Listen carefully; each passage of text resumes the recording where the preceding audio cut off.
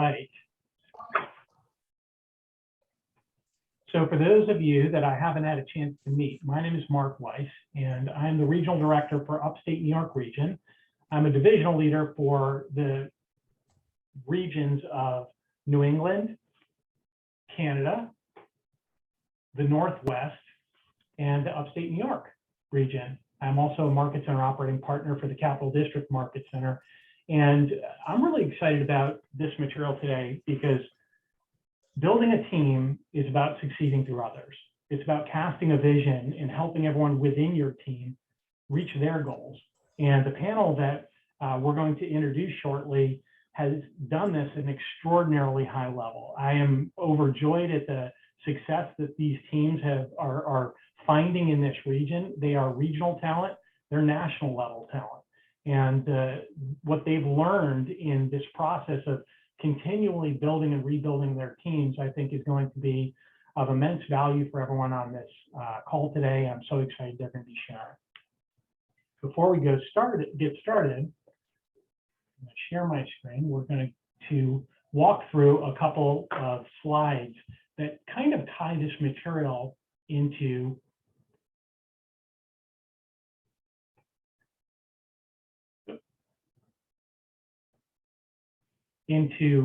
shift. And what we're going through right now, it's important to realize that everything that applies to real estate also applies to hiring.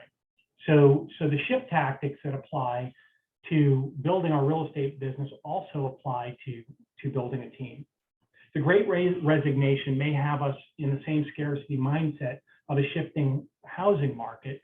And the tactics from shift, get real, get right, find the motivated, get to the table, and mastering the market of the moment also apply to finding talent and building our team.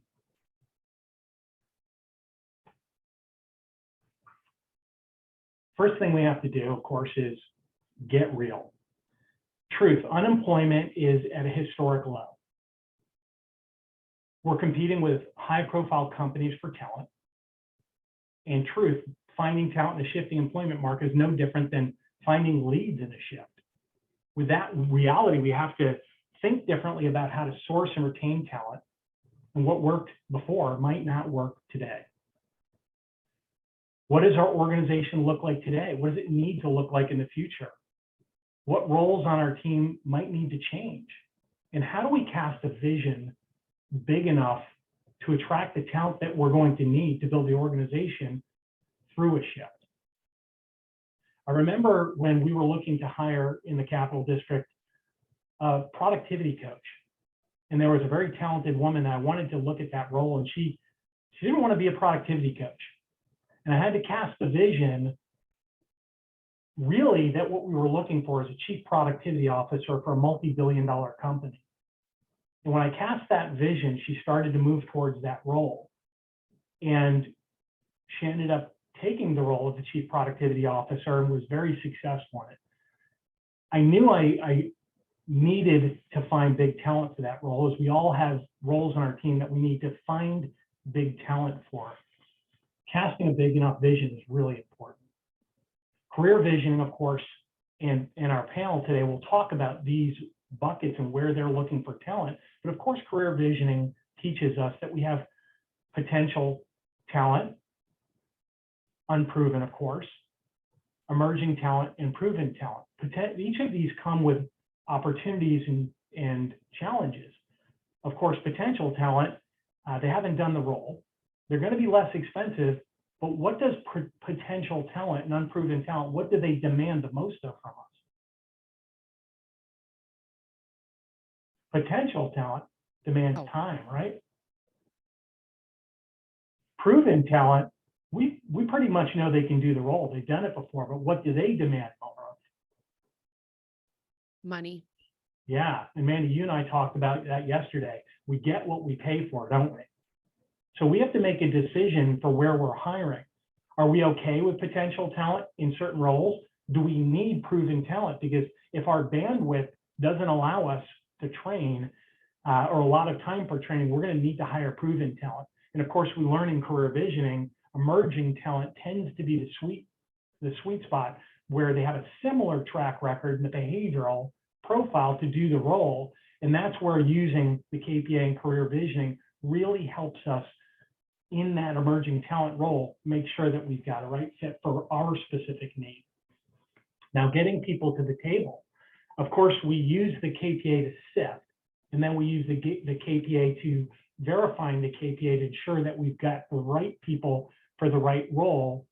And we use the 30, 60, 90 to ensure that we're helping our people get into the top 20% of their role as quickly as possible. So using the tools that Keller Williams provide helps us make sure that we, as we're rebuilding and constantly rebuilding our team, that we're using these tools to make sure that we don't have to be always rebuilding our team. And it gives us the greatest chance of success for getting the right people in the right roles. And the last part of this, of course, is making sure that we find in this market, talent really values engagement and opportunities for growth. So as leaders of a team or a market center or an organization, are we casting a vision that's big enough? You see these circles. How are we casting our vision? Are we casting our vision big enough that talent can grow in our world, expand in our world, not only get their needs met in our world, but potentially continue to grow within our world as we expand our world? Perfect example of this, of course, is agent expansion. What Gary's designed for agents so that they never look up and say the market center is a limited opportunity for me. Gary designed a platform where agents can literally expand across our network of market centers and grow in different cities or potentially in different countries and expand their network, their teams, their influence in an unlimited way. So are we, as we're building our teams, are we setting up our vision to ensure that we have the ability to attract talent that wants to grow? Now, the rainmakers that are leading these teams we're going to talk to today are mastering all of these concepts. They're using these tools and they're casting massive visions. And it's really exciting. So I'm super excited to be able to announce our panel now.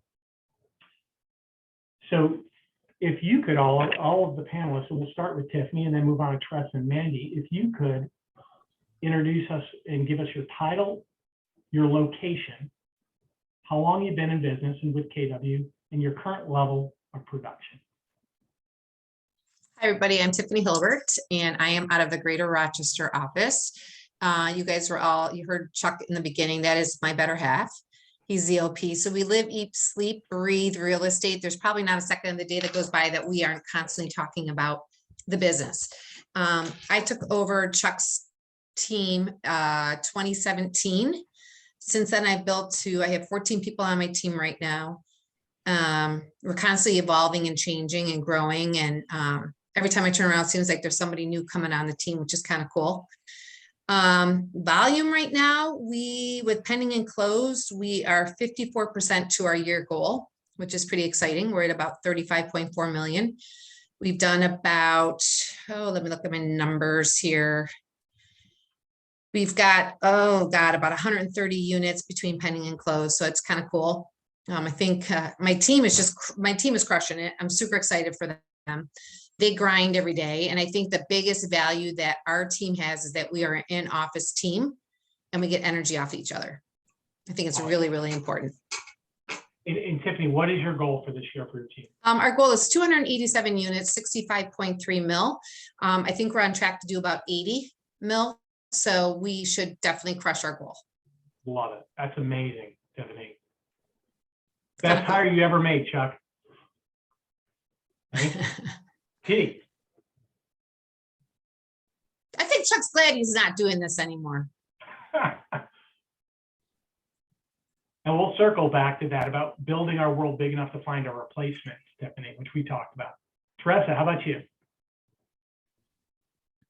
Sorry, it's muted. Hi, thanks, Mark. My name is TERRESSA MANNIX. I am the Director of Sales for the Scott VARLEY team in Saratoga Springs with the Capital District Market Center. I have been licensed since 2013 and with Scott Varley now since the end of 2019. When I joined him at the end of 2019, the team was doing 55 million with, I want to say, 8 agents and 2 admin. So we have since grown. Now we have 9 agents and 7 employees, 2 of which are virtual. We closed last year at 326 units and just around 110 million. And right now, pending and closed, we have 224 and about, I believe, 84 million pending and closed this year. And so we're about 45% to goal this year. Our goal is to do 500 units this year. That is amazing. Congratulations. And by the way, I want my first aha for everyone on here that in my head, these ladies know their numbers, do they not? They're running massive businesses and they're tracking and they know their numbers. Great job. And where do you think you'll end up this year? This year, we intend to do 500 units this year. I love it. Does anybody doubt that they're going to? Definitely. Not at all. Well done, T. Mandy, Thanks. how about you? Hi there. Hi. Mandy Frangiliati from the Greater Rochester Market Center. This year, our team is on track for 60 million, about 200 units. We're about 45% of the way to goal so far with almost 28 million under contract and pending. We have 4 operations team and then 5 agents. I think that was it. That's amazing. And for those of you who don't know, Mandy was a World Cup level lacrosse player, right? Oh, yes. And Mandy does real estate like she plays lacrosse. Amazing. You're a champion. I love it. Well done. These are really amazing businesses. So I had a chance to talk with all of you, and you shared some things I think are amazing, and we're gonna make sure we put a pin in each of those. But I'll just jump into these questions. So we've all seen news reports about a great resignation. How have the fluctuations in the job market impacted each of your teams? What are you seeing, Tiffany? I'm seeing, I have people on my team building a team within our team. So one thing that I've seen, there's a lot of new people, I think, since COVID came into our life, that 5-letter word. People were bored. They're like, I'm going to get my real estate license online. Let's give it a try. Everybody makes it look so easy. They get into the business and quickly they realize, like, holy cow, there's a lot more to this, right? It's not just as easy as some people might make it look. We're building a program within our team with a showing assistant model that has just really been producing very, very high-end agents. Our goal is to get them graduated out so they can become a full-time buyer's agent on Team Hilbert. We're seeing that have some huge success during the resignation time. I think also keeping everybody very pumped up and definitely always looking at the finish line and not getting bogged down in the everyday, day-to-day, I didn't win, I didn't get this didn't happen, woe is me. It's always like cup is always half full on our team. Awesome. And I love that you're casting a vision for everyone on your team that they can have a team within your team. That's exactly what we're talking about. So who wouldn't, with Tiffany in her team in creating this amazing success, there's a bigger world for everybody in Tiffany, in the team's world. Awesome. Thank you. Yeah. Yeah. How about you? What kind of fluctuations are you seeing in the job market and how's it impacting you all? I'm seeing a lot of people just it's created a different conversation where there's a lot of people who have left the traditional job because for whatever reason, they want more money, more hours for themselves, right? So they're looking for these new job opportunities and they're seeking out different ways to do it. And so we've had to tailor our conversations about what it really looks like to join real estate. And we've created new standards and almost like a new barrier to entry and what it looks like to actually become an agent here, where I think in years past, it could have just been sort of a y'all come, let's try it out, let's see what happens. And now it has shifted into what this really looks like to run a business and to create a different conversation around that. You shared a story with me yesterday, and I'm going to go back to your words. It was about making the eggs the way you want them. So That might have been me. That was not me. That was not, I apologize, Mandy. That's why it's not on TV. No, it's okay. Awesome. Thank you. I was like, huh? So Mandy, want to pick that up? Yes. So what I've been seeing has been a lot from the operational standpoint with the Great Resignation. Most of the time, we're just starting to have, our team has always had a lot of conversations around life. It's not just about the real estate business, but it's about the life that the real estate business can afford you or takes away from you. Because in this business, it's so overwhelming. And I've experienced that. And that's one of my passions with our team, is that real estate can be awesome and it can be really hard. And so we've already been having those conversations, but it's been heightened with COVID and with the Great Resignation, because people are caring more about and having more conversations about what their time off looks like, what's important to them. And it's not just what the job description is, but what that means for, their weekends, what it means for their stress level, what it means for day-to-day life. And so when I think about our operations team, the conversations that we're having is, make your eggs the way you want them. In terms of bringing someone in, it's not just about the money. Now, yes, we need to up that, and we have thought a higher level about that, but it's also what's important to them for vacation time. We've started unlimited vacation. We've started to make sure that people know that you can work from home. We have one of the operations team. She has a little one who is in daycare, which means there's a lot of COVID quarantines. And normally she wouldn't be able to work, but we've been able to say, hey, listen, you're clearing your 20%, you can continue to work. And for her, that value of not feeling so stressed out around this really unique time has been, it's more than money. It's important to be able to talk about what's important, whether it's health insurance, whether it's time off, and not just about the tasks. I love that. So Mandy, you've made that about that person and what they need as a leader. You made it about what they need. And as long as you're getting them in the 20% of their role, they can have the eggs the way they want them. Exactly. And to closing the loop on the metaphor is, if you hand me scrambled eggs when I want over easy, I don't care. Like, I get that they're eggs, but it's just in a different format. And I heard that from Kristen Cole at Career Visioning, and it's really stuck with me that not only do we need to ask how they want their eggs made, but then we need to make the eggs that way as they're on our team.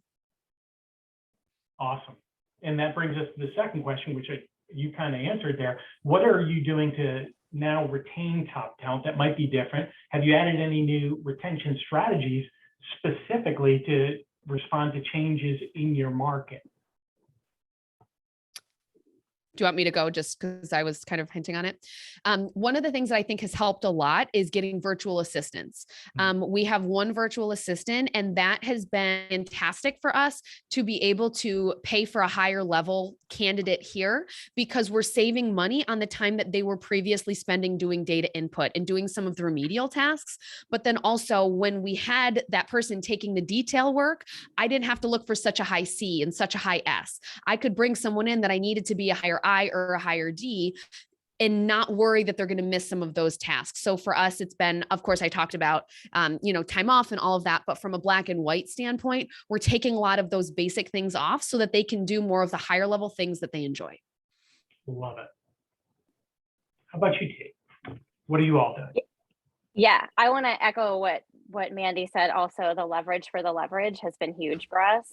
Especially with our dedicated listing manager, just, tailoring the role so that it's actually what we needed to do, and taking all of those data things off of her plate has changed the role completely. And on the agent side,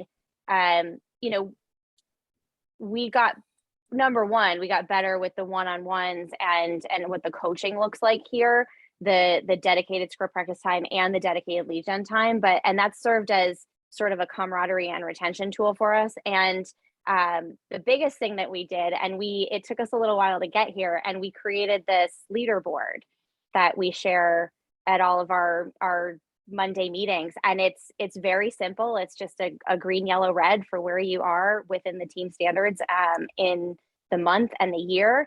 And the numbers kind of speak for themselves. And it's been really fun to watch them get really focused on where they are in that, and it's doing the heavy lifting for us, and created this fun little competition within the team without it being, it's been a cultural plus for us, for them to see themselves move through the red, yellow, green throughout the month and throughout the year. I love it. And listen to the language that she's using in her body language. And she's talking about accountability and fun. And I was so impressed by this when we were talking, T, as leaders, especially us drivers, when we talk about reaching the team goals, reaching goals and accountability, and public scorecards and all of that, it's so easy for it to not be fun. And you found a way through making it just part of your huddle to bring awareness around their goals and how they're doing towards their goals and make it fun. Yeah, and the aha for that for me was that we did the leaderboard in a different way at first, and it was just, here's the top 3 in every category every month.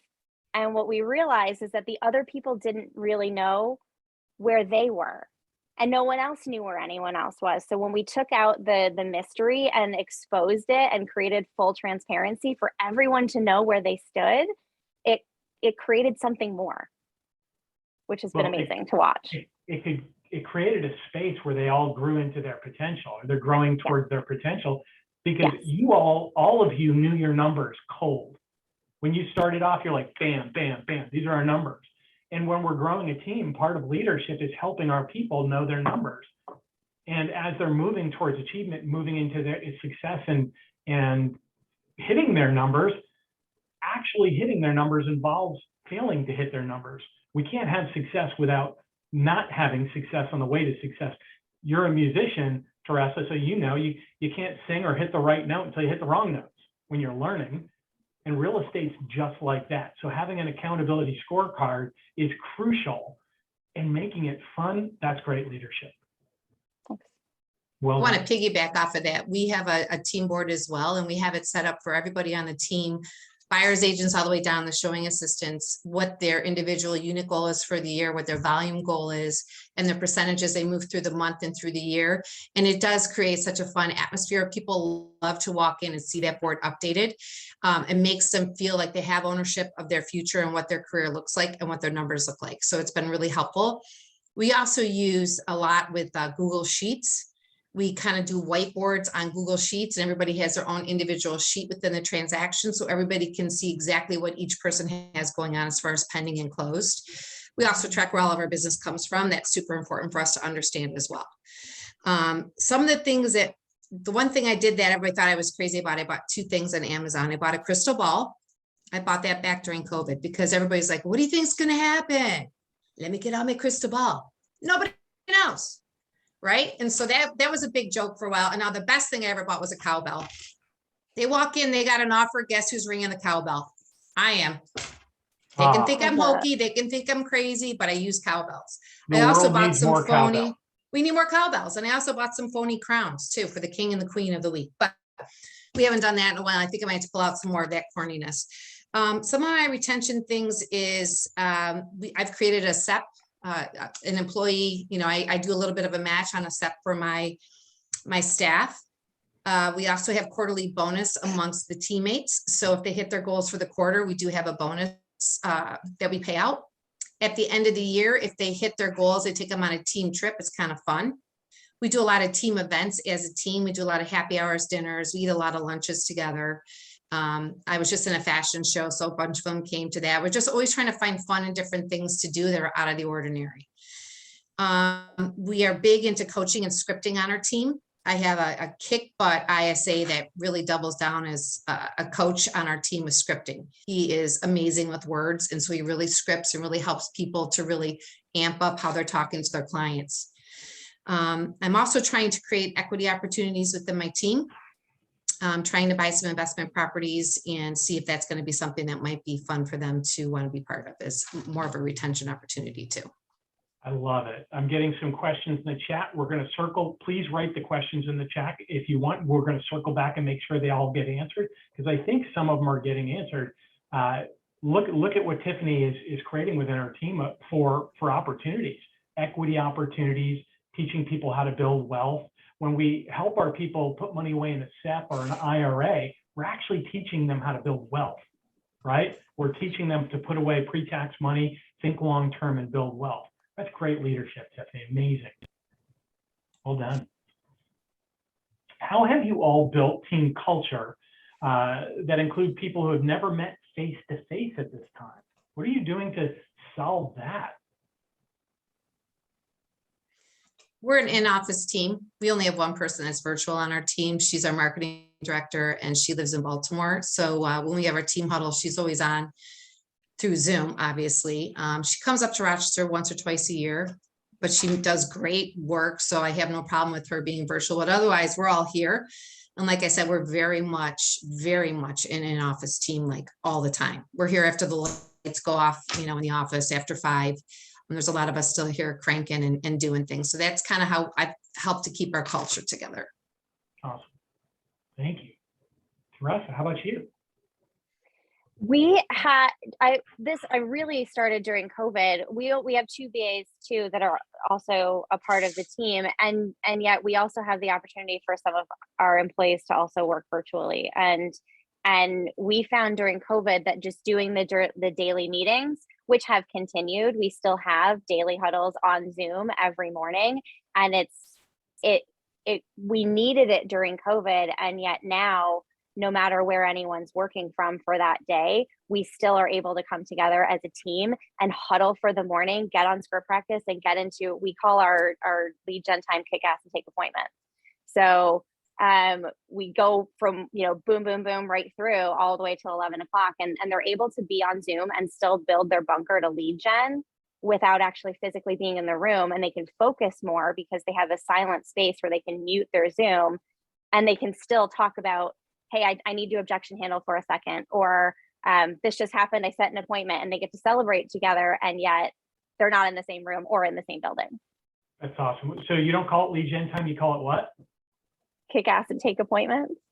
That's so much better than lead gen time. I want to join in that. I'm going to throw a couple quarters in the KW Cares jar for you because that's too awesome. Thank you. Yeah, I'll pay.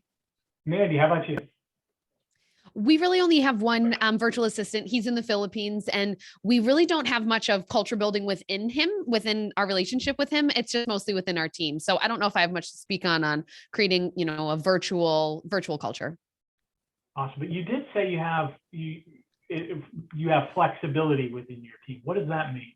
Yes. So it means that we have people that can work from home if they need to. And what we've found is that we all want to be in the office. And that's what's been fantastic for us. Like same with what Tiffany's saying is from the moment COVID hit, I'm like, we're going back into the office and we're going back into the office. Oh, and then now we're still going back in the office, because for me, the relationships that happen when you're walking to the water to get water, those relationships are so important. And I'm not a team leader that's just going to keep surfacey. I need to know everything that's happened. We care so at that level. And I think that when we think about how we're building culture within our teams, it needs to be that in person, but you build it so strong that if somebody's gone for a week, we're aching for them to be back in, but we're also still feeling connected. And, we have our group text, our group chat that's happening constantly where people are celebrating wins or sharing questions or, asking for objection handlers or how we would handle that. So I think the group text might be the best, contribution I have. Awesome. Thank you. So the Great Resignation has created opportunities for finding new talent from unexpected places. Where are you finding agent talent now? How about operations talent? Tiffany, why don't we start with you? Operationally, I have tried a bunch of different ways, and I think the best way is just kind of spreading the word. And I spread the word around in our office at a very high level, and that has been super successful for me. Talking to our team leaders, letting them know exactly what I'm looking for. They know my style, they kind of know the makeup of our team. So that's been really helpful. I've tried to do some things with Indeed, with Facebook, within different groups within Facebook, the marketplace employment area, just was not getting the quality that I wanted. The minute the more and more I spoke about it at a high level as to what I was looking for, talent was just kind of coming towards us, which was pretty awesome. So that's, and I think another way to find agents when you're out and about, you're at a restaurant, perhaps you're at a pub, and those people that are serving you, that is some amazing talent. I can't tell you how many people on my team have waited in tables, they're bartenders, they've been in the service industry, they just want to please people, and they can see it's almost like a little bit of a parallel. I mean, there's a lot of what they've learned from that they can take and tailor into our business. Absolutely. Waiters and great waiters and great bartenders make great realtors often. Thank you, Tiffany. Mandy, how about you? Well, one of the things that I'm very good at is protecting my time. And so the first thing I had when Sarah messaged me asking if I'd be interested in being on this panel was like, yeah, but I just had a recruiter hire my last two people. And so one of the things that I'm very aware of is that for me, the time it took, I knew that I needed to outsource that.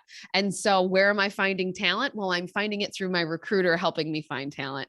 I have 4 little ones at home and we have 2 other businesses. So for me, I'm very clear on my dollar per hour. So I've had that, and we just had another hire that came to us through a recruiting company that has been fantastic and helps a lot. So I think, they do the Weiss hire, the LinkedIn, they do all of that. You're leveraging it. Yes. That's awesome. Thank you. TERRESSA, how about you? We're seeing most of the way that we're attracting talent through, like Tiffany, word of mouth. Our database has been huge, tapping into the people that already know us, like us, know how we do business. Not just asking for referrals for business from our database now, also asking who they know that wants to be part of our world. And that's been huge because it's warmer, and it's also it's attracted a higher level of what we're looking for. We also have 2 of our one operations and one agent is 2 past clients that you get a great perspective on how they work when they're not even interviewing, and we just see how they operate. So past clients and having my agents keep an eye out for people they think would be talent. Yeah, for sure. And the one more thing I want to piggyback on that, you might have great talent sitting within your team that might be great in your operational level as well. We have kind of taken someone that is a buyer's agent on our team, and he's morphed in as like a part-time TC right now, kind of overseeing a bunch of our pendings, and he's digging it and he's great at it. So there might be an opportunity for him to potentially step into another position within our team as well. Not just selling, but also helping on the operational side. That's awesome. Question for all of you. I'm just curious, it's not on the sheet here. What percentage of the new agents that you're recruiting are coming from in the real estate field versus outside? I've had 1 of each the last 2. I've had 1 that's existing and 5 that are brand new. Love it. More of ours is coming from outside, retail, hospitality. I love it. Why is that so important? That question. And notice that Tiffany and TERRESSA, the majority of their people came from outside the industry. Is the talent pool within the industry or outside, which is more unlimited? I'm sorry, could you repeat that, Mark? I had a little interruption. The talent pool potentially within our marketplace that's in business and real estate already or not in business, which is more unlimited? I would say outside. Yeah. It's unlimited. If you have the patience to continue doing the training part that you need to do. I mean, that's where I think a lot of the drawback is sometimes, right? Because we do have a very specialized industry, and there's a lot of specialized lingo and things that they need to know. So sometimes, if it depends what your timing looks like for training too. Absolutely. That's where that emerging versus the unproven talent comes in. 100%. And we have had 2 instances where we had someone that was an existing agent and then came on with us, and the battle that we fought breaking through the habits that they'd had for the past 10 years. It's like, which battle am I going to fight? The one that's breaking the habits, or is it building them from scratch? So we've really realized that as valuable as we think an existing agent is, it's you pick your poison. Yep. And for those of you that are looking to start building a team, one of the objections that we have when we're looking at people already in the industry is, what's the split? Nobody from outside, they just want to know what they're going to make. They're not interested in the split. They just want to know what they're going to make. So they're different, having a mindset from a new agent to the business versus having the mindset from somebody who's been in the business a little bit and might be struggling. So it's different mindset. What has been your most successful strategy for attracting talent in this highly competitive job market? What have you had most success with? T. Database. Database. Well, you guys have a For sure. huge database. And I love that you had the mind shift of looking for talent within your database versus just product. Right? Right. As soon as you added that unlocked, I mean, Scott's been doing business for how long? 30 plus years. 30 plus years. You've got a massive database who know how that team does business. So if you lead generate that database for talent, you're bound to find a lot. Great. Mandy, how about you? Where are you having I your mean, best luck? it would be my recruiter. That's okay. So who hasn't thought, I mean, adding a recruiter, first of all, that's leverage, right? And a recruiter is going to put people in front of us that maybe we might have been biased and we might not have sought out that avenue where they're getting. I love that. I mean, Yes. as a market center, we want our team leaders using multiple sources for recruiting, right? And one of the challenges that I've recognized that I have in my previous history of recruiting was that I would fall in love with the first person I met. They're saying they're shucking for oysters. That's what the recruiter's saying. And I'm like, I would have hired 27 people ago, because to me, I fall in love with everyone. I want everyone to meet, love me. And I'm trying to sell them on why they should work for our team, instead of having this fine tooth comb that I needed people to go through to be able to filter, to say, this person isn't like, they're great. And they're here. Like Mo always says, like, they're here, we're here.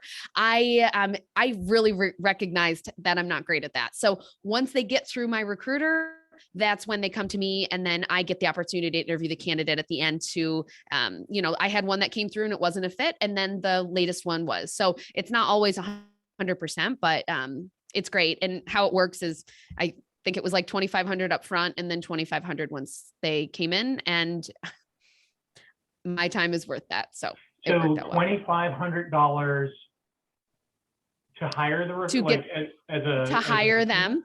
Yep. And then I pay the second 2,500 once they sign on with me. So every time you want to hire someone new, that's $5,000. Awesome. And on a team at a 50-50 split, that's $10,000 in revenue to the team is your break even, right? That's awesome. Yep. No payroll taxes. I'm assuming it's a 1099 or a company. Correct. Awesome. Well done. That was a question in the chat. Thank you. Tiffany, how about you? I'm a little bit different. I think your social presence says a lot. How people find you online and what you say and what you do and how people perceive you online, I think is just as important as all the other pieces too. So when COVID happened, marketing girl just turned on a dime and she created this amazing website that has been really sticky for us. And it's actually attractive to talent. Talent sees it and they're like, I want to be part of that, right? And so then she's taken that and she's mirrored that through all of our marketing pieces that we send out, our client parties that we do, how we interact with people on Instagram, and just kind of being online. I mean, we're online everywhere. So that's helped us a lot too. Awesome. How do you leverage that, or? I leverage all of it out to my marketing. I do none of it. Zero. Awesome. I want nothing to do with it.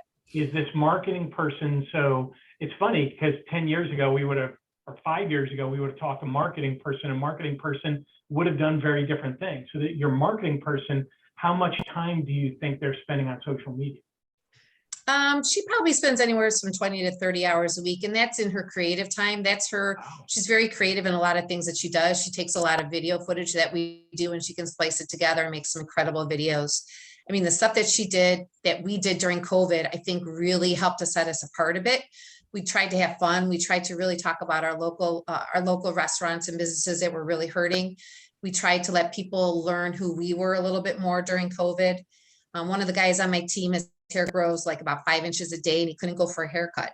And so we did a fast pace when he finally could get his haircut, from the time he sat down looking like bushy, DA, to the time he was finally trimmed down and like hot Dan. And I mean, we got so many views and so many likes and so many laughs on that, because it just made us look like we're just everyday people that just happen to sell real estate. But at the same time, we're just everyday people first. So, making sure you're approachable, and you know that people want to be part of that energy, I think is just as important. Awesome. I love it. So now we're going to get a little bit into the numbers, and you're all masters of your numbers. And I'd love to know how have the pressures of this time and new compensation pressures and packages you're all creating for people, has that impacted the MREA percentages that you're all striving for? How has it impacted that? So for us, bringing on the virtual assistant has helped a lot because one of the things that I did not realize was I knew it was the competitive market, but I had a CEO who was really running my team for the last few years. So I was very much out of it. And as I got back into it, you can't hire talent for 30,000 anymore. And that might be a limiting belief, but for me, as I start looking around and start talking to other people I'm networking with, they're like, those days are long gone. People, when you look at the competition of what other industries are doing, not just when I'm talking to realtors, but when I'm talking to these other professionals, to be able to say, well, what are you offering for your base level employee, your second level or second tier employees? So having the conversations made it say, okay, we really need to step that up. But if I'm stepping it up, I need them to do more. Well, if I need them to do more, then how about instead of 2 baseline employees, I get 1 stud, and then also get like Teresa was saying, leverage for the leverage from that cyberbacker. So I think that's been huge, but we're still, I never know if I need to count my own salary in it. So if I am counting my own salary that I pay myself, we're still at 14%. And I think where we're at MREA 2 is like 16 and change. So we're still below that. And we definitely need some more administrative support, and we're kind of rebuilding that now. Yeah, it's always a process because as we're growing, it's going to slip back because we're holding those new hires accountable. And I would always recommend treat it like a business and ascribe a salary to ourselves for whatever role within the team we're playing. Yes. So I think Yes. that the fact that you went right there and knew that's awesome. You know your numbers. Teressa, how about you? What are you seeing? So similar to what Mandy is seeing, people want to feel valued for the work that they're doing, and they want to feel as though the compensation matches. We learned an important lesson over this year, and it wasn't about the work. It was about the fact that someone felt like they were being very underpaid for the work they were doing. And so when we really drilled down and asked the question, if there's more money, the work isn't going to change, right? The job is the job. The amount of work that's on your plate is still going to be there. And really, it really just came down to wanting to feel valued and feel appreciated and feel comfortable at the end of the day that what they're doing is making an impact for the team. And I will say that through our coaching with we have a director of sales MAPS coach as well. And our DOO also has her own coach. And so with that, we based our budget this year based on last year's numbers. And so what we had allotted for percentages were based on last year. And now that we're further into the year, we've adjusted a little bit. And we're still, I think, for what we're projected to do, we're still at 13% for salaries because of the 2 VAs. We've been able to give people a little bit more in their roles. And like Mandy said, hiring out the things that someone else can do has created room in the P&L for that. I love that story about that individual and that role you were sharing with me, and how when you were able to create a little more compensation in that role for them, this was an important role in your organization, and it ended up being about $7,000 a year more in compensation. And Yes. what did their attitude, how did that impact their attitude, that $7,000? I mean, she was, she had come to us from the hospitality industry. She was a manager at a restaurant. I really didn't know how she was going to perform in the job. And yet she had job success where she was, and she wanted just something a little bit more stability. And it was just no longer about, her whole attitude changed when we could just give her, where she felt like the the rub was, and it really was just in feeling like she was being underpaid. Yeah, and when we have somebody great in a She's role, already happy to come to work, and now she's, I don't know if we can get her to leave. and just going through rehiring somebody, often we have to realize that when we've got talented people in our world, finding a way to create a little bit more compensation in the role for them, rather than going through the whole process of rehiring a very important person on our team and going from team to group and back to team over time, that's priceless, worth probably multiples of 7,000. Yeah, and I think what I learned from that too is that, we often talk about with career visioning and 30, 60, 90 and success through others, is that we really often only talk about those first 90 days. And we don't talk about what happens after the 90 days. And when somebody is doing more than expected or going above and beyond in the role, they should be rewarded for that and not just acknowledged for it. And there should be something there for them, whether it's another bonus or some type of change in the compensation. I should have recognized that sooner. She shouldn't have had to ask. And now I know that, and I can learn from that going forward. Love that. Thank you. Tiffany, how about you? So I want to piggyback on that because I did just lose somebody that was an amazing listing coordinator. I brought her on as a team concierge / listing coordinator from the West Coast. She was selling real estate on the West Coast. I did not put 2 and 2 together about how expensive houses are on the West Coast and how much commission they make there, to coming to the East Coast, having a baseline salary and still allowing her to do a little bit of sales to help, offset that with the commission. The numbers just were not making sense to her. I mean, like she's just like, it's just not making sense. So I gave her a little bit of a bump, kept her happy for a little bit, but it didn't keep her happy long enough.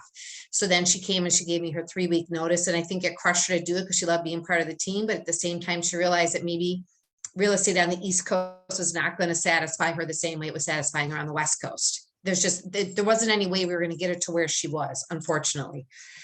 I waited till last second and I offered her a different position. And by this time she had already made the commitment for other position, and she went the other way. And of course we parted hugging each other. And I'm like, hey man, if things don't work out, come right back. You're always welcome. Doors always open. At the same time, I had another employee that I had to let go. So now I've got to I was on the hunt for somebody that was just going to be some kick ass, like amazing, can do all. And I just brought somebody on 3 weeks ago and she's training up super fast. And my goal is, so what I'm kind of using with the 30, 60, 90, I said, okay, this is what your pay is during this 90-day period. If you can show me you're an absolute rock star, you're a 10 out of 10. After that 90 days on day 91, this is what it's going to look like.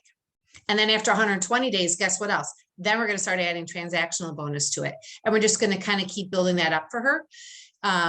You make it through the 90 days. We're going to have this added on and that added on. And that's really been helping tremendously. And I feel as if I have to make another hire, I'm definitely going to go the virtual route because I think it makes a ton of sense, especially for clerical things that need to be done in the back end. As much as I am an in-person, let's be together kind of person, having a VA, we have a temporary VA right now that's been working really, really well too. And she's very temporary until I made this hire, but definitely go down that route. But I think, like I was talking to another remaker in our company and she had somebody that was offered a position for $15,000 more. And she was talking to me about it. She goes, what should I do? I go, well, is $15,000 worth your sanity to pay her an extra $15,000 so you don't have to go through the whole training, recruiting, finding the person? It could take months to do. Or is she not that great and $15,000, you don't feel like she's worth it? Then tell her, she can go down the road and go to that other position. But I think like right now, if you've got great talent, you gotta be willing to pay. I mean, the cost of living has gone up exponentially. I mean, look at how much it costs to fill a tank of gas. I just filled mine the other day, $100. Right. Put food on the table and gas. I mean, we have that conversation with our clients, with all of our buyers and our sellers, so they understand what the interest rates have done and the cost of living and inflation has done. It's less money in people's pocket for the everyday stuff. So kind of comes down to when you're hiring as well.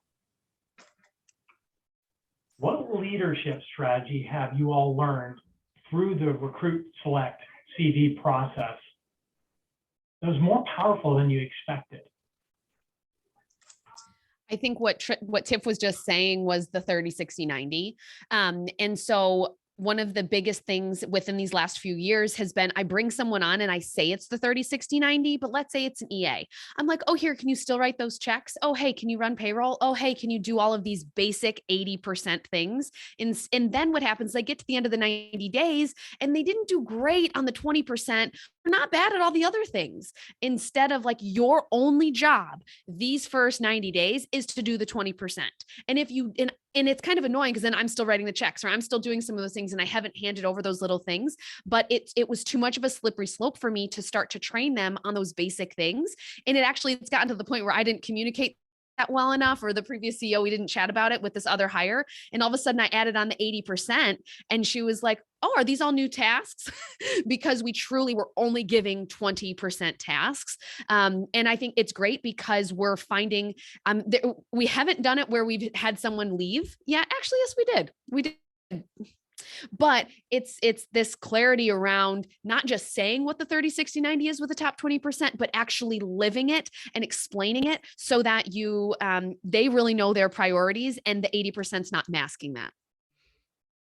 That's awesome. Thank you. Tiffany, you were going to share. I got two things. I think having a really amazing operation manual for your staff is so important, and have the people that are in the role write that manual, because I had that happen and then the person left and I was like, thank God I had them do it. Right. And have it be amazing, right? If somebody's really great at writing it, have everybody else mirror it. So I've kind of made that something that's on everybody's plate. That's part of, the employees on the team. And hiring a coach, man, you guys, I pushed back on that for years and years, and Chuckle attest. I live with a coach 24/7. I thought I didn't need a coach. Well, damn it, I needed a coach, and I've got one, and he's amazing. And it's really changed my mind. I don't question myself on a lot of the decisions that I make. I'm a pretty decisive person, and he always helps me solidify and make sure that, I am going down the right path. He helps review my numbers, helps me, figure out the proper conversations to have people on the team when I'm kind of struggling with that too. So I think getting a coach is huge. Thank you. I love that. I think for me, what I've learned in the last couple of years is really to trust career visioning. Trust it. The process is there for a reason, and we trust it, and trust the things in the KPA when there's a mismatch to the job, or when somebody wants to disagree with what the KPA says, asking more questions and really understanding if they understand what the KPA is saying, not just taking it sort of, yes, I agree, no, I don't, but going deeper and really understanding how to decipher what the KPA is telling you. If you can get good at learning how to decipher the language in there, when you're going to come up against things with people. 100%. And the only way we get good at it, trust, is using Do it. Yeah. Doing it again over and again. over and over. Awesome. And so coaching, following the KPA process, and using the 30, 60, 90. I don't know how many agents I've talked to said, I've taken career visioning 10 times, but they've taken 30, 60, 90 once. 30, 60, 90s, if we just take career visioning and don't take 30, 60, 90, or don't use it, it's kind of like having two legs, but only hopping on one. You need them both. And the 30, 60, 90 is, I think, where the secret sauce is once we've got talent hired, and then consistent coaching. And that 30, 60, 90 is going to change every single time you hire. It's never the exact same, because you learn through the role what's important. Sometimes you need to add or take away. So the 30, 60, 90 they have running for our newest hire is completely different than it ever was before. Because the things that she needs to do. Yeah. It's just the things that need to be learned at a really super fast, let's go, go, go pace are important in that first 30 for us. So just kind of switched it up a bit. Huge wisdom bombs you're all dropping on us all. Thank you. I have one more aha to add too, that what we've learned in the last couple of years, and it's about the agents, that you made a comment that we all know our numbers. Well, we also know our agents' numbers, and now they know their own numbers. They don't get to sit down with us and do their one-on-ones unless they have their numbers done. Knowing their numbers and knowing where their gaps are also has been hugely important, so that there's a conversation always about their business and what they want out of it. why the goal is the goal. And I think that's changed for us in the last couple of years, is really not just knowing the full numbers, but really getting into where is everybody and do they know where they are? You are all such amazing leaders. And I love that you keep going back to your numbers and you're talking about gaps, because when we talk about our people and them hitting their goals and growing into their opportunities and their incomes that they want to have, the numbers represent, feeding their families. That's what this is all about. It's their opportunities, their finances. So knowing our numbers is so important. And so often I hear an agent say, well, I'm not really good with numbers. Well, if we're going to build a team, we have to be really good with numbers, because how good we are with numbers helps our people fulfill what they want to achieve within our world. It's really important. I love that you tied knowing your numbers to them hitting their goals. Super important. Any last lessons that you'd like to share with us all about this time, especially, and what you've all learned about coming through COVID, leading through a pandemic, leading out of a pandemic, shifting through a virtual world, and all this change? You have to be adaptable. You can't be stuck in your ways. You have to be ready to change on a dime, because I remember the first time COVID happened, we went to shutdown. We had a team huddle 4 days later on this thing we'd never heard of before, Zoom. And I swear to God, everybody looked at me like they were deer in headlights. I mean, I was like, holy dear Lord, help me. How am I going to talk through this and have them so they're not jumping off bridges, right? Because it was in March, we were ramping up, we were having a killer year. And we just continually had Zooms, and we had huddles, and we had happy hours on Zoom, and we just were constantly in group texting, talking continually. And our sales are up 35% in 2020 during COVID. So I think it's like just being able to change on a dime. You have to. You can't be stuck in your ways. Thank you. TERRESSA.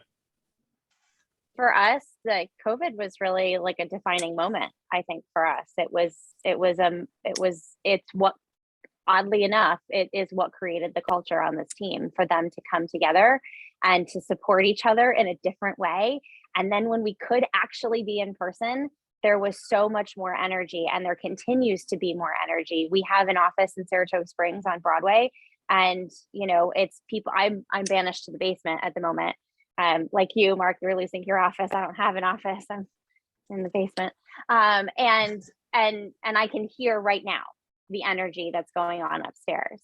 So it really, and then having Zoom and the virtual has just plussed it for us to be able to not have to ever go back to a time where we don't know we're going to see each other, or fearing that something can hurt our culture. Now it can't. It can't. Awesome. Thank you. Mandy. I think that the leadership that we've shown, and the fact that we've been through something so hard, has actually allowed that culture to grow, because they know that we have each other's backs. This isn't a business to us. This is a family to us. And the more that we can show that, and the more that people have recognized it and seen it, that's what matters. That's what matters to us. It's not a place you go to work. It's a place you go to be together with people that you enjoy.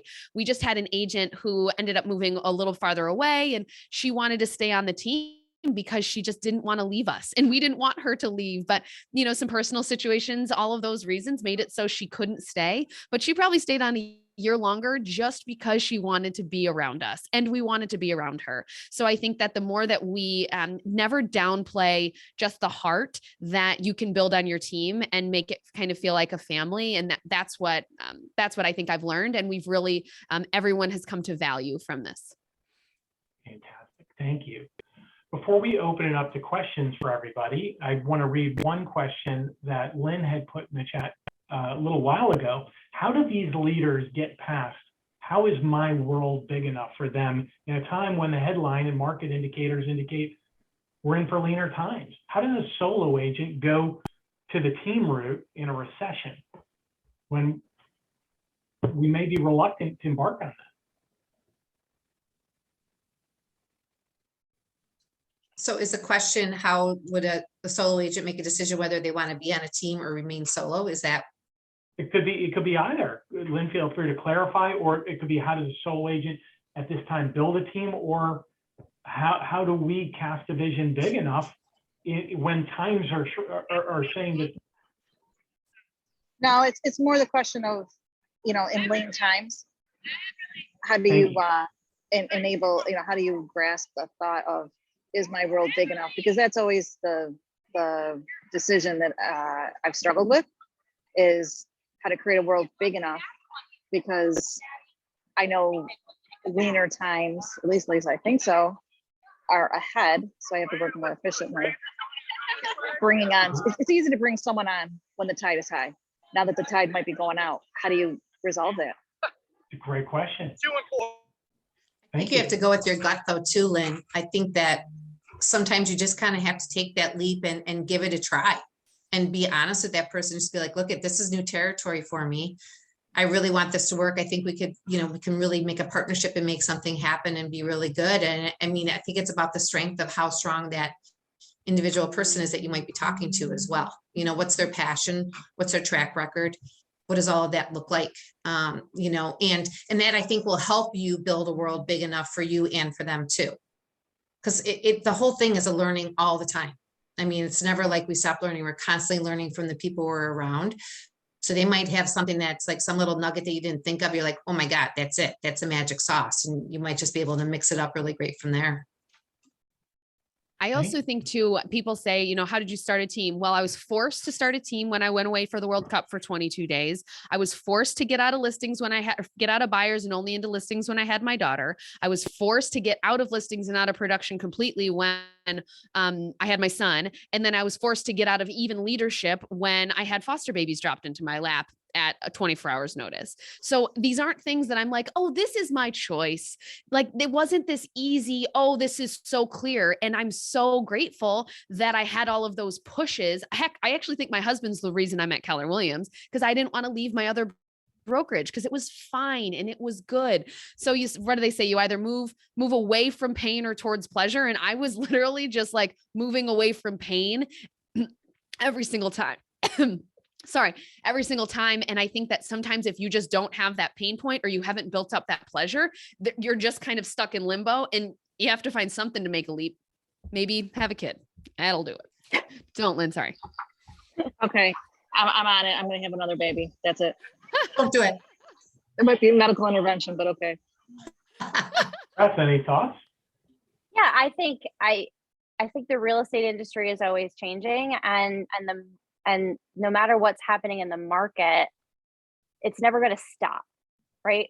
Real estate's never going to come to an end. It may change, it may swing one way or the other, and it's never going to stop. And we know what levers to push and what activities that we need to maybe lean into to help our business continue, right? We cast a vision big enough for our organization, and then we just need to figure out what needs to happen today, what needs to happen tomorrow, what needs to happen this week, this month, to move us forward. And if we stay focused on what we know we need to do, the business continues. It may go up and down a little bit, and yet it's always going to keep going.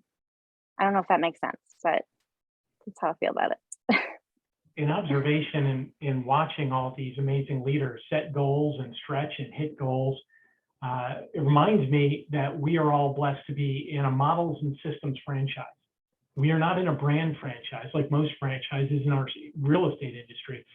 All of these great teams have their own brand.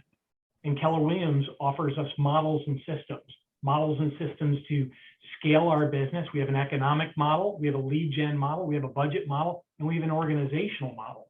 So when we're looking to hire, if we work with our team leaders and we look within the Millionaire Real Estate Agent, we continually go to training, have a coach like Tiffany.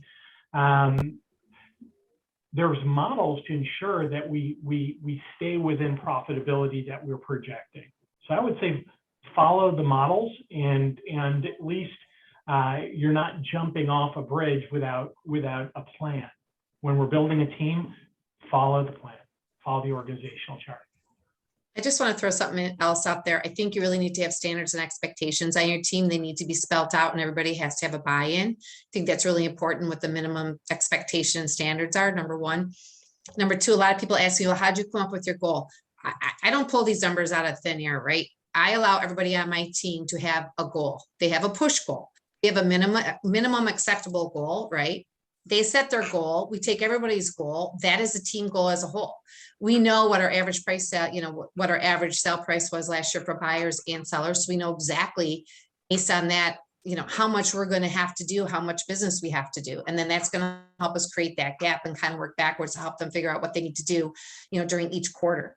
So I think really helping them understand. I mean, we had somebody on our team, Jessica, she's got 3 kids. She works pretty much from home. She's in the office here and there. She's crushing it. Right. And she just had these limiting beliefs last year that she should only make her goal like 8 million. She can't do any better. We're like, dude, you're going to do 10 to 12. I think she's already at 10. I mean, just make the goal, shoot for it and go with it. And now she's building a team within the team. So it's really super exciting. You know what I mean?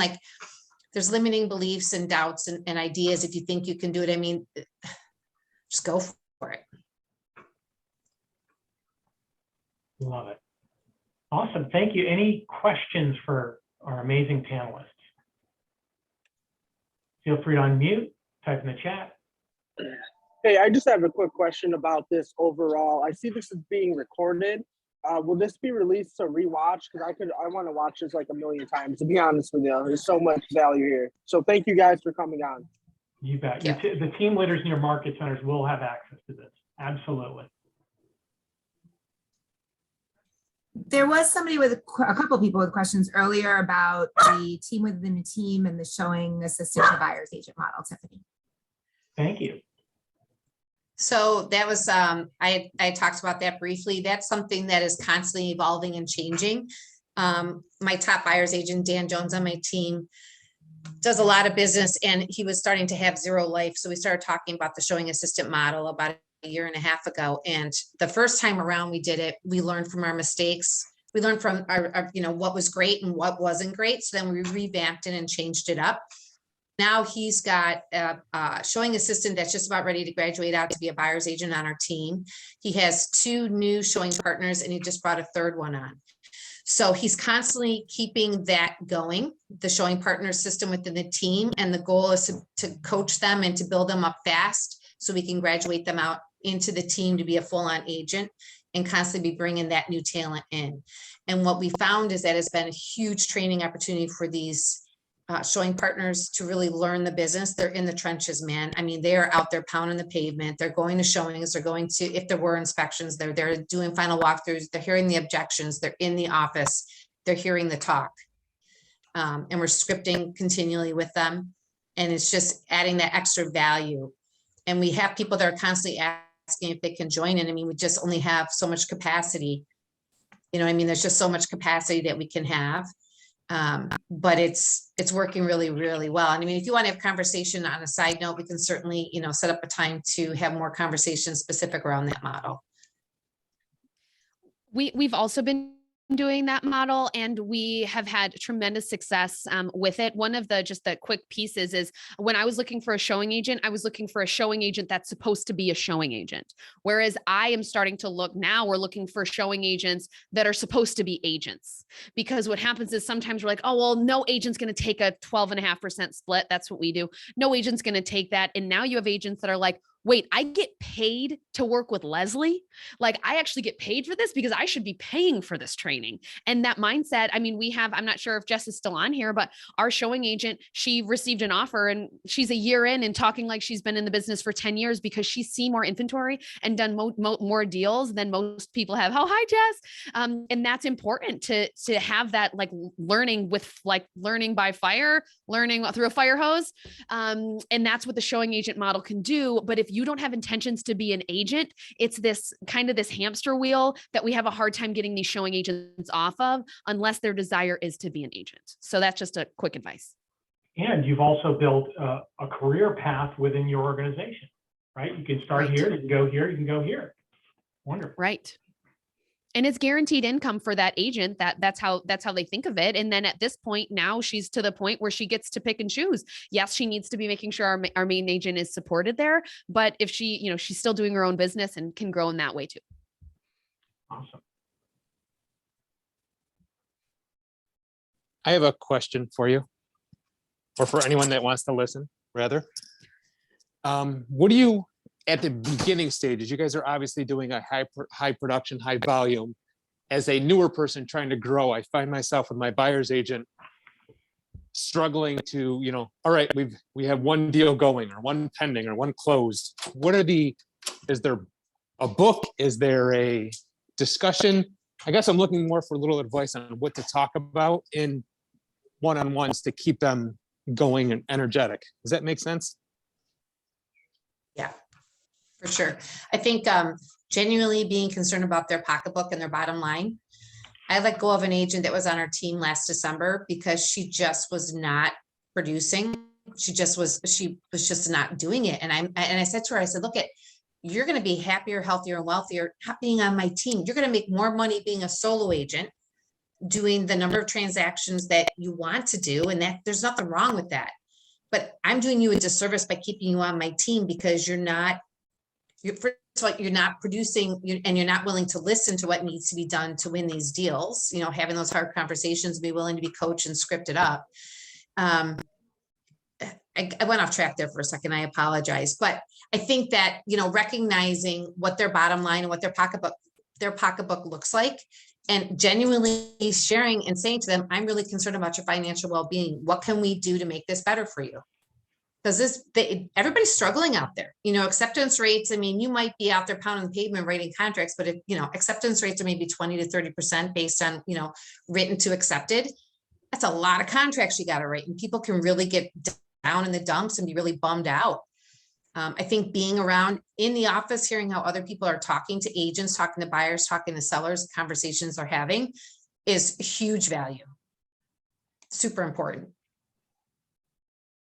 For us, it's just the 411s, and it's being able to talk about what they, what happened great last week. What was a challenge? How can the team add more value? What's something you learned last week? Just having cash talks, 411 talks. So all of that training can be the format for your one-on-one.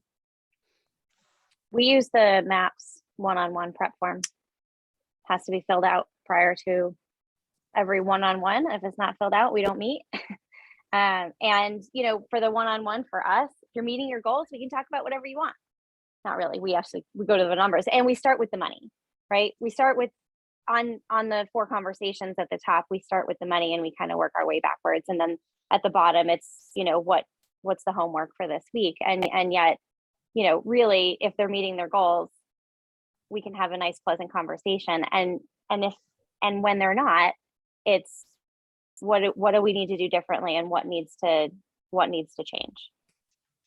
We learn in the class fierce conversations that people grow into the conversations that we have around them. And all of these leaders are having consistent conversations with their teammates every week about their goals, growing into the activities, and staying aligned with their income goals. And I think that's the way we grow people into the roles or out of the roles. Thank you, John. Any other questions? This amazing panel.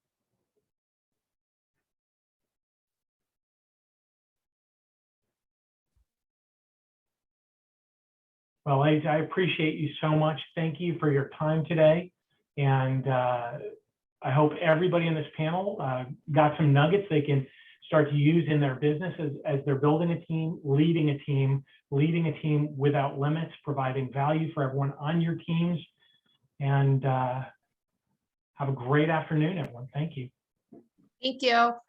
Thanks, everyone. Bye. Thank you.